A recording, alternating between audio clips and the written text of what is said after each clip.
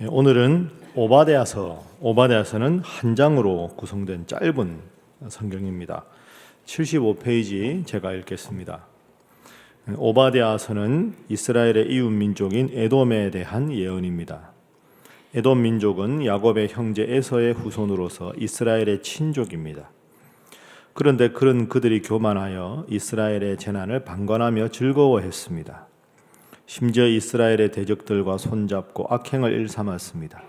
하나님은 이런 악행을 좌시하지 않으시고 그들이 행한 대로 갚으십니다. 하나님의 심판이 모든 민족들에게 임하고 에돔도 멸망할 것이지만 시온산은 구원받은 사람들에게 피난처가 될 것입니다. 이스라엘 백성들은 잃어버렸던 옛 영토를 회복하게 되어 흩어졌던 각지에서 돌아오게 될 것입니다. 그래서 우리가 교재에 읽은 대로 이 오바댜서는 에돔에 대한 예언입니다. 에돔이라고 하는 나라는 그 이삭의 아들이 야곱과 에서 아닙니까? 에서. 그 에서의 후손들이 세운 나라가 에돔입니다. 그런데 왜 이 에돔에 대해서 하나님께서 오바댜 선지자를 통해서 심판을 말씀하시느냐 하면 역사를 우리가 한번 생각을 해보면 계속 지금 우리가 예언서에 나오지만 이 이스라엘이 12지파가 한 나라를 이루었습니다. 그러다가 이제 다윗, 솔로몬의 아들 르호보암 왕 때 와서 이제 반역이 일어나죠. 그래서 솔로몬의 아들 르호보암을 그냥 따르는 나라는 2지파 남유다가 되고 10지파가 나가서 이제 쿠데타를 일으킵니다. 그게 북이 이스라엘이 되는 거죠. 그때부터 이제 북이 이스라엘과 남유다 두 나라로 이렇게 가다가 북이스라엘은 기원전 721년에 아수르의 멸망을 당하고 남유다는 한 130-140년을 더 있다가 바벨론에게 기원전 586년에 멸망을 합니다. 그럼 이 오바댜가 에돔에 대해서 예언하는 시기가 언제냐 하면 북이스라엘은 이미 망하고 기원전 586년에 바벨론에 의해서 남유다가 망하기 직전에 바벨론이 몇 번 침공을 하지요. 1차 침공을 해서 포로들을 바벨론에 잡아가고 2차 침공해서 잡아가고 이렇게 할 때 그 상황입니다. 자, 그럼 여러분 그 상황을 한번 생각을 해보십시오. 에돔은 원래 야곱의 아들의 같은 지파잖아요. 그러니까 에서와 야곱이 형제니까 한 형제인데 남유다가 그렇게 전쟁을 계속 바벨론이 걸어와서 포로로 잡아가면 우리 형제였던 남유다가 이렇게 공격을 당하고 있으니 우리가 도와야 되겠다 하고 남유다를 돕는 게 당연한데 에돔이 돕지를 않습니다. 바벨론의 힘이 강하고 남유다 힘이 약하니까 이 기회에 우리가 바벨론 편에 붙어서 남유다 공격할 때 우리도 같이 공격을 하다 보면 다음에 전리품도 좀 가져오고 영토도 좀 가져올 수 있겠다. 이렇게 해서 에돔이 형제인 남유다 편을 들지 않고 바벨론 편을 듭니다. 그러니 여러분 남유다 백성들 입장에서 보면 기가 막힐 노릇 아닙니까? 우리도 이렇게 보면 아예 생면부지에 모르는 사람이 나에게 대해서 험담을 하거나 나쁜 짓을 하면 저 사람은 참 사람이 저런가 보다 이렇게 생각할 텐데 가깝게 믿었던 사람, 어려울 때 반드시 나를 도울 것이라고 믿었던 사람이 배신하게 되면 얼마나 그 상처가 큽니까? 그러니까 에돔이 형제 나라인 남유다의 편을 들지 않고 바벨론의 편을 들었다. 그러니까 하나님 보시기에 에돔은 비판받아 마땅하고 심판받아 마땅한 것이지요. 그래서 오바댜 선지자를 통해서 에돔의 심판을 말씀하신 것이 오늘의 본문이다. 이렇게 여러분 기억하시면 되겠습니다. 그래서 본문이 크게 두 부분으로 나뉘는데 1절부터 9절까지는 에돔에 대한 하나님의 심판이고 10절부터 21절까지는 너희들의 죄악이 무엇이냐 하는 죄악을 낱낱이 하나님께서 말씀을 하고 있습니다. 자, 오늘 본문을 통해서 우리가 세 가지 교훈을 생각해 보겠습니다.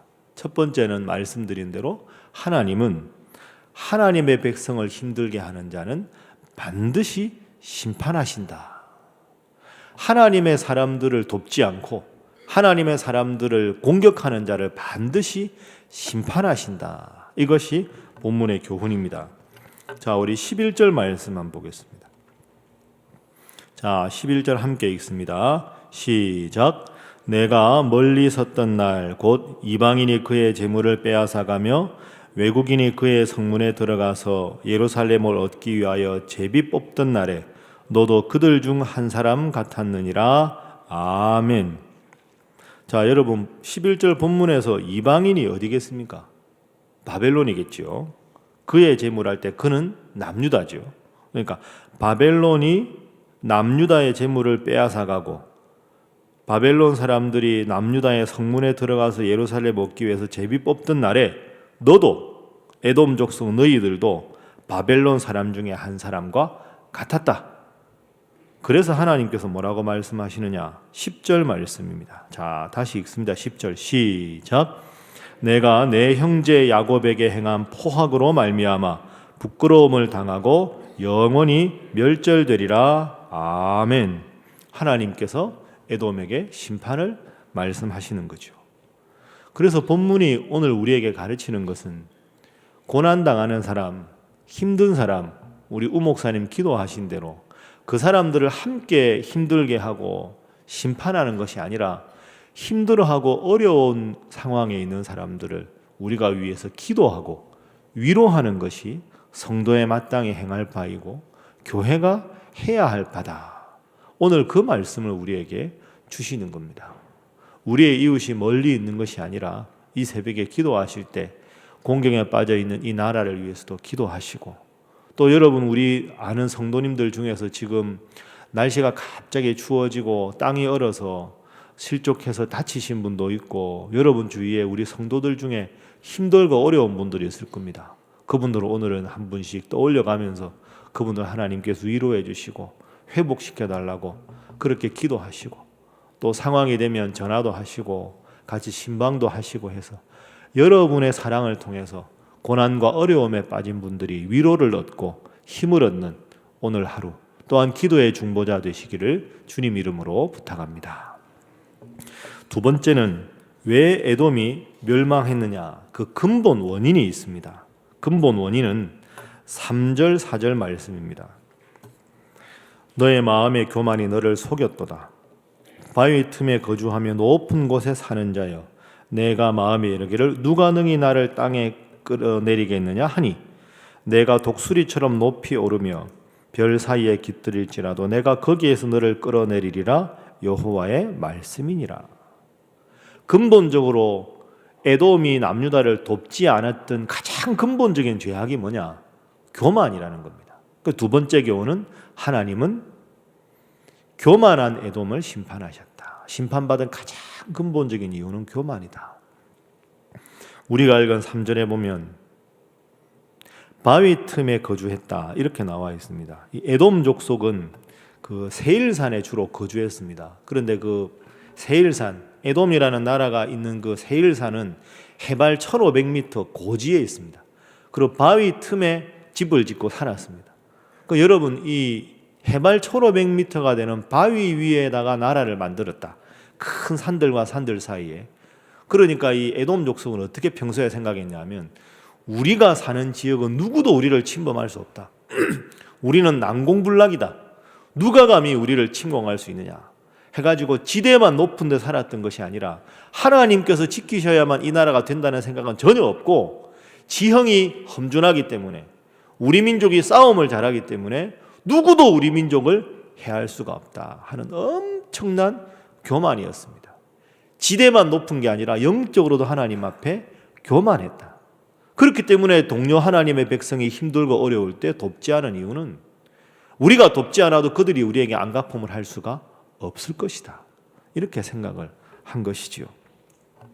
그래서 8절 말씀에도 이런 말씀이 있습니다. 여호와의 말씀이니라. 그날에 내가 에돔에서 지혜 있는 자를 멸하며 에서의 산에서 지각에 있는 자를 멸하지 아니하겠느냐.